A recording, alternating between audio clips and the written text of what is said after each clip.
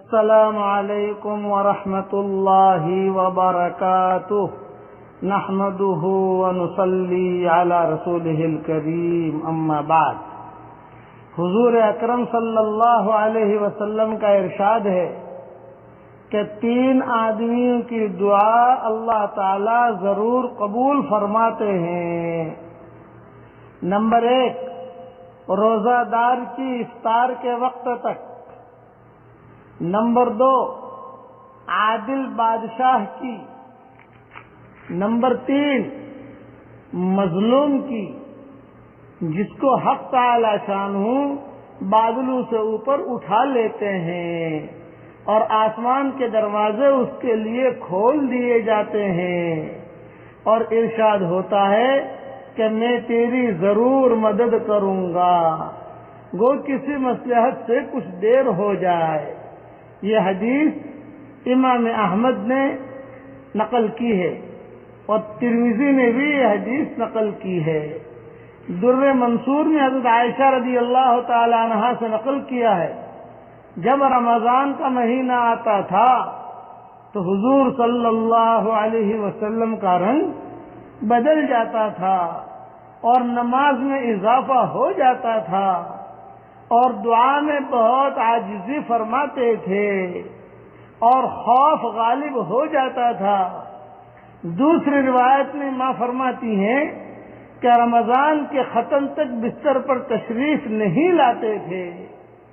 ایک روایت میں یہ بھی ہے کہ حق تعالی شانہ رمضان میں عرش کے اٹھانے والے فرشتوں کو حکم فرما دیتے ہیں کہ اپنی اپنی عبادت چھوڑ دو اور روزہ داروں کی دعا پر آمین کہا کرو۔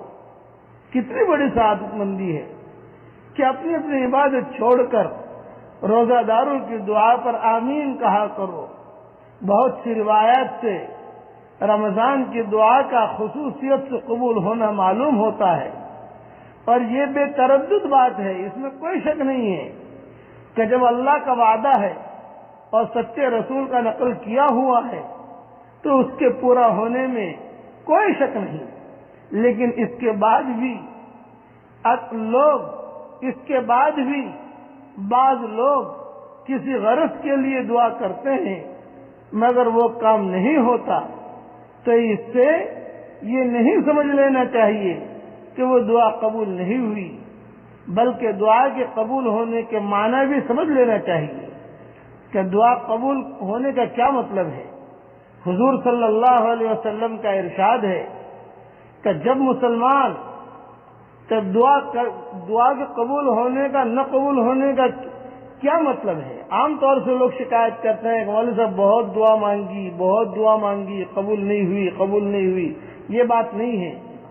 میں یہ مضمون تھوڑا سا لمبا ہے، انشاءاللہ 11ویں سبق میں دے دوں گا اس کو، لیکن ابھی تو میں اتنی بات کرتا ہوں کہ رمضان کے مہینے میں رات اور دن بہت قدر کیجیے اور روزانہ عادت ڈالیے ایک بات کی، اللہ تعالیٰ سے روزانہ 4 محبتوں کا دعویٰ خود کرو اللہ کے سامنے۔ نمبر 1، اے اللہ مجھے تجھ سے محبت ہے۔ نمبر 2، اے اللہ مجھے تیرے نبی سے محبت ہے۔ نمبر 3، اے اللہ مجھے تیرے قرآن سے محبت ہے۔ نمبر 4، اے اللہ مجھے تیرے پورے دین سے محبت ہے۔ پھر آخر میں کہو کہ اللہ اب تو مجھے تیرے دین پر چلنے کی توفیق دے۔ یہ سبق چل رہے ہیں، ایک کان سے سنا دوسرے کان سے نکالا، یہ محرومی کی علامت ہے۔ اللہ تعالیٰ سے توفیق بھی مانگیے، توفیق تو ملتی ہے اس کی طرف سے کہ اللہ مجھے توفیق دے۔ اللہ تعالیٰ ہمارے ان سبقوں کو قبول فرمائے اور اللہ تعالیٰ ہم سب کی نجات کا ذریعہ بنائے۔ اس لیے اس مہینے کی خوب قدر کیجیے۔ والسلام علیکم ورحمۃ اللہ وبرکاتہ، وآخر دعوانا ان الحمد للہ رب العالمین۔